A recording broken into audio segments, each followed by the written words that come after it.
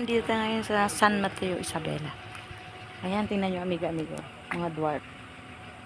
Ayan, napakadami oh. Tingnan mo naman eh. Tapos, ayan mo naka-plastic siya.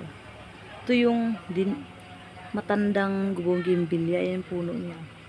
Ginawa siyang markot. Ayan, dami oh. Galing nila. Ayan. Iba-ibang kulay. Ayan, may beige, may red, may white. Ayan, amiga-amigo, napakaganda. Ayan, napakaganda talaga. Sarap-sarap dito. Ayan. At ito ang aking aso. Ayan siya. Nainitan na siya. Ayan o.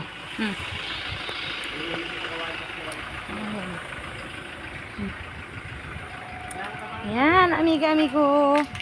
Ang ating napasyalan sa Isabela. Yung nagtatanim ng mga dwarf na at markot na bougainvillea. Ayan. Diba? Please subscribe my channel. Bye!